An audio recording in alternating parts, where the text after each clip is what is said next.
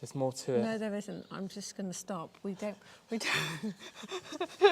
Just run out of whiteboard. I don't want to write any more numbers.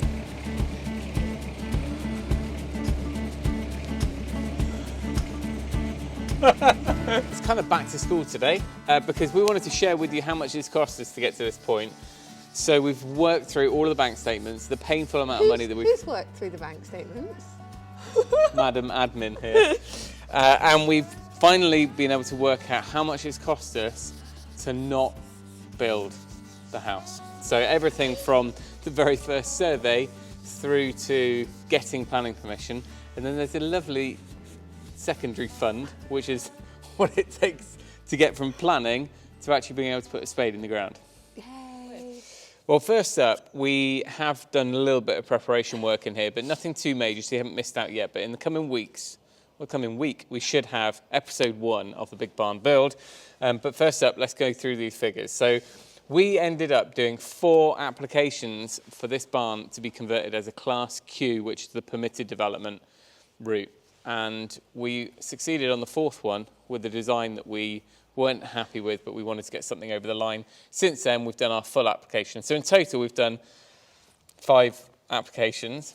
Yeah. And all of those applications required differing amounts because, of course, the first application had... a lot more surveys and Surveys. things like that. It was obviously a lot more work, whereas the other ones were a copy and paste and tweak kind of Yeah, scenario. and sometimes we had to go back to those surveys, for whether it's ecology or structural, and get things tweaked on the report, but that never cost as much as the original report. But the very first thing to do was to get the site surveyed. Duncan came and did that and laser scanned the whole place. So that is the key to the whole thing, because from that we were able to pull all the elevations and ground levels and all that. We also had to have, what were the first ones? Ecology. Yeah. And Structural survey on the barn to say it's, ripe for conversion. Okay, so planning app 1 cost us a total of £5,400. The breakdown of that, we've done a total breakdown of how much it costs for the consultant, the architect, and all that sort of stuff at the end. So planning app 1 was 5,400. Planning app 2 was 4,700. Planning app 3 was 3,255. Now at that point, we've had... How much was it? 3,255.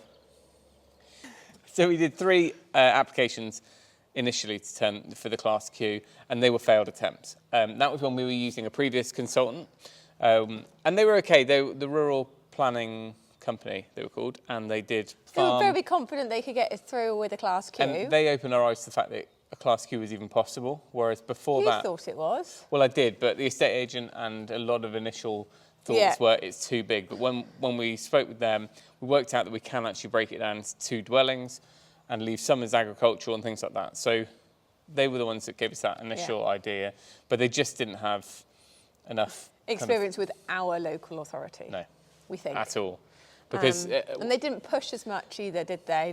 Which in hindsight we thought that was being polite, and that was the way the system worked. If you're going to do a barn conversion, it is so vital that you know how barn conversions are dealt with in your local authority. It's all well and good going on Instagram or wherever and seeing all these conversions and thinking we'll do similar, but this just, hardly anything gets through here, and even with our full application, we've had to just compromise a lot. Anyway, we'll come back to that later.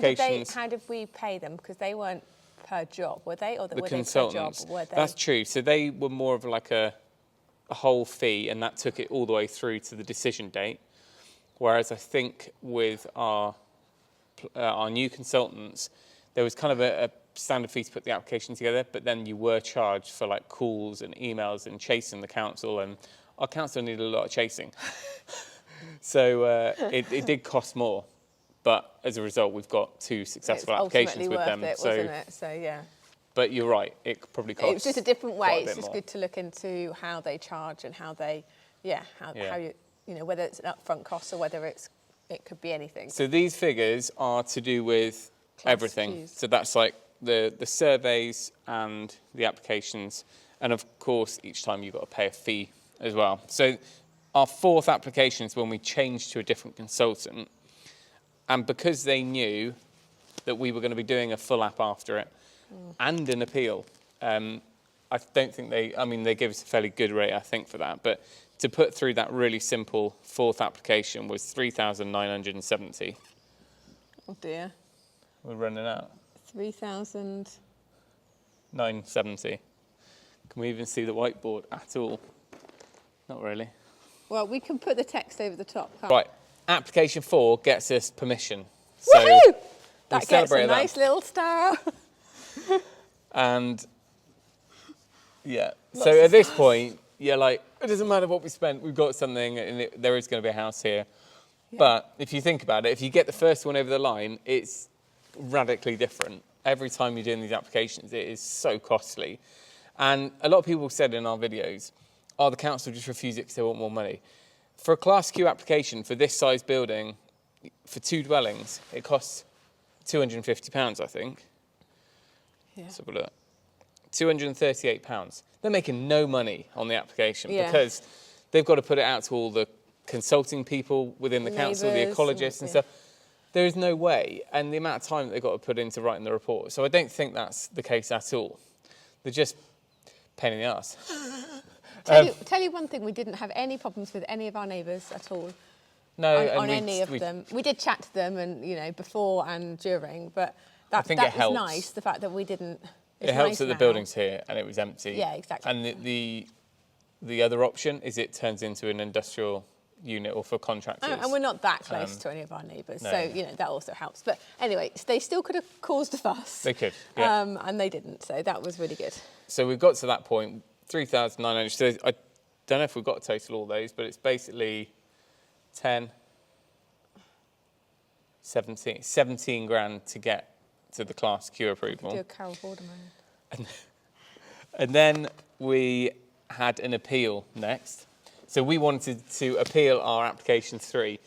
The difference with application 3 and 4 is application 3 was one we would have actually been quite happy to build. It had a second story. It was much more detailed, wasn't it? It was much closer to our final and goal. it was still 2 dwellings, so that wasn't as ideal. But we would have been happy, and it would be the best case fallback. So we decided to do an appeal and put a full app in at the same time. Yeah, just after. So the appeal went in. So there was no way that we could have got rid of those costs. And the appeal needed a little bit of tweaking to things, but not really. It's just a case of Chris, our consultant, was putting together the case. And there wasn't a crazy amount of stuff in there, but, it had to be done right. It had to quote the right policies and other... How much? Sample cases. That was £1,500. £1,500. The crazy thing is that went in July last year. And we still haven't heard We've had one email to say it was in the process. That is, the appeal system in the UK is rubbish. So if you have been refused for something, the quickest thing you can do is put another application back in, because it was 2 months after that appeal went in, or even after that we put our full app in, and our full app was already done and dusted before we've even had anyone come and see this or even get in contact about the appeal. So if they show up now, it's their fault because, work was started, and if we cancel the appeal, we might even get... some costs. We might have to pay costs, so we're just going to leave it and see what they say. Anyway. Full app, what did that cost? Full application. So the additional stuff for the full application is obviously a whole new set of plans from the architect. So he comes back into it. The consultant's got to put together a lot more work. There was additional things like heritage surveys. Heritage. It was 3,000, wasn't it? It was £2,300 for... I think so. So that was something to say what the impact of this would be on heritage buildings around. Which we already kind of had for the first app, because I remember them writing about sectioning off this to be not in the curtilage. It was, but it wasn't written from a historian or consultant or whatever. So she had to dig up the past, go to libraries and all sorts. And it was one of those things that we knew that if we didn't have it, they'd ask for it, and it took a long time. It was actually that report that was holding us up, putting the application in for a while. And to be fair, if you read her report, not that I skimmed it, it is really detailed. It is like, you can see why it's worth what it's worth, maybe. But, you know, it is a lot of work, but... It was only one sentence in that we needed, which was there would be a neutral effect on the local heritage assets. I was like, thanks. Here you go, £2,300. Anyway. But we can use that report for anything else we do on other buildings in the future. That is a report for the whole site. So it's something we can use and get our money's worth, because it's not going to go out of date. It's written on 500 years worth of history. So anyway. That's great. How much does that cost for lap? £14,136. £14,136. Because it's a full app, it also costs more for fees, about twice the amount for the application fees, I think, to the planning portal. A good question to ask would be, would it have been worth not doing any of these and just going straight for full app? If you read the report on the full app from the council, they say that this was a realistic fallback, having the Class Q, and therefore that went towards their decision. I think it would have been a hell of a gamble going for a full app. It could have. Yeah, I know. Well, some people will do a full app, and instead of already having a Class Q, they'll say, if you don't give us the full app, we already have the ability for a Class Q. Because Class Q was so on the fence here, well, most people didn't think it was possible. The council would have said, oh, that's not Class Q. Like, in their minds, there was no way they would have used that as a realistic fallback. Only once we'd actually secured it. That's why we put in this rubbish design, just so we had something. Yeah, annoyingly, if we'd got app 3, we probably wouldn't have done a full app. No. We might have wanted to tweak some bits and therefore do a full app, but if we'd looked at that cost... You say that, but would we have done it? There is a huge difference between, even if the designs are quite similar, going for application 3 means that we use up our Class Q rights. So that actually changes what rights we ever have on our farm. So putting up a new barn or building, we'd lose that right. Class Q is so prohibitive as far as what we can do externally, size, how we insulate, solar panels, flues, wood burner. There's not a lot of give to, even when you're building. You can kind of tweak things in a full app. You can put in an amendment. Yeah. Whereas you cannot do that. It is what it says, and that's it. Another really interesting thing, which we have really lucked out on, finally, out of everything. Full app. Normally, if you build a house nowadays, a self-build, barn conversion, whatever it might be, you don't get your full permitted development rights because the council, for some reason, will want to hold them back from you. That means putting in new windows, putting up a garden shed, a garage. You normally have to do a full application. For some reason, I think our consultant was like, this is pretty unheard of. It seems that they might have missed that one on our application. We have full permitted development rights, which means... We could, if we wanted to, extend the house. You can do, up to half the width. I know we're not necessarily going to be changing the building, but actually to be able to put up garden sheds and things in the garden in the future, or greenhouses, and it's just a huge win. Huge win. Yeah. Right, what's the total? Drum roll. All right, the total to get to this point is 31,694. I can't believe that we even asked people to contribute their ideas. 694. People were quite optimistic. Most people, I think, were in the 20s. So it costs more. But that's what it costs to get to planning. We've still got this bit of white down here. It's off camera. It just sucks because you get planning. You're like, let's do it. There is a lot of stuff that you've got to do now and pay. So let's put them in as rough ones. So extra plans, you've got to do building control, building regulation drawings, so the detailed stuff. Up here, the architect's drawings are to scale, but they're just showing the overall design of the building, not how it's built.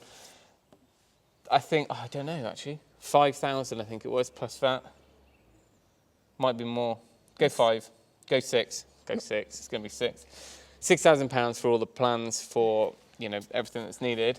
Then we've got structural, and now we've got a site meeting tomorrow morning, but structural calculations, because we've got an existing structure and relatively complex stuff going on inside it, we will need that, and the initial quote came back at 8,500 plus that. So 10. But I'm sincerely hoping that we don't need every single thing that was mentioned there. Because be like, we do not need this, we do not need this, Well, go away with this.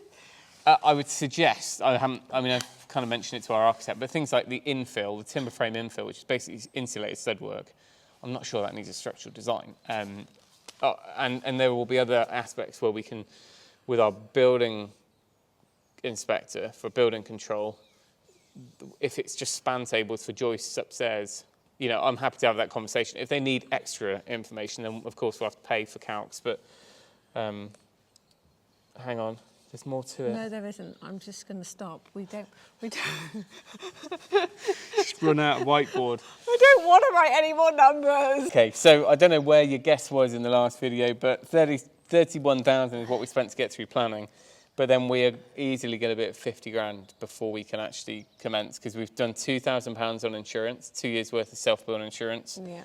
And there'll be additional calculations, SAPs and thermal stuff, and you know it's easier they're going to get there. So there you go. That is the painful reality of getting to where we are. But we're happy still. No, we said we were going to contact our estate agent. We should do that and see how much it's gone. We'll do it now, and we can always add it in, can't we? Even if we're just a little bit from home. I mean, you'd hope that this cow shed's gone up that much. Well, now it's gone. Now it's got planning, and it's 2 years later. Yeah. Yeah. Yeah, we'll see if we can ask him. If we don't find out now, we'll mention it in a future video. Yeah. So the machines are out, and Tim is getting busy with it with his pecker. I got my pecker out all of last week. In the barn, which is good. It's progress, and it's a start. Well, I mean, we're breaking eggs for this omelette. We've still got our green chair in here that's meant to be stored away. Nice leather wing back. / welfare unit. It's our director's chair. I probably jumped the gun a little bit. We do need to just clear out this last bit. But anyway, that's all for the next video. We have also got one final bonus video on the cabin. Joe's been working really hard on more facts and figures. I'm trying to tidy and clean it so we can actually film something decent. We might have to excuse that in the video.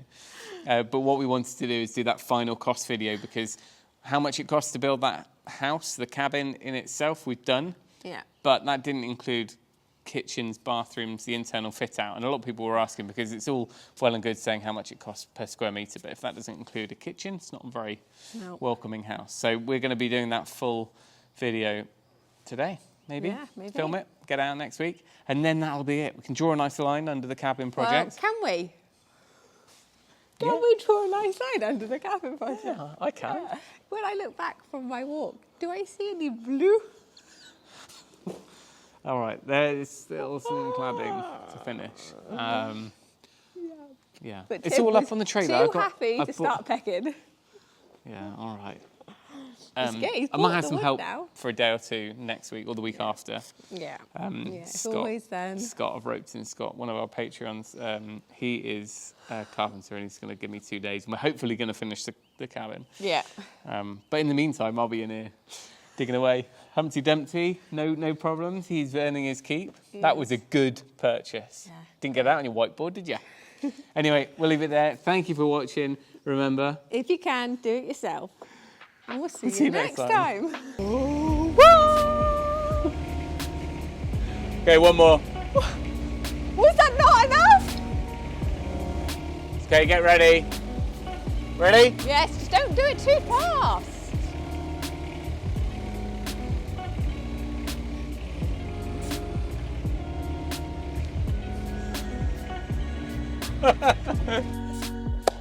Well, here you go. How much? I don't know what to say. I was watching back like the time you took. All right, so we did 3. Have you got a funny face on? Oh, you're all right. Okay, action. Yeah, it's getting cheesier and cheesier.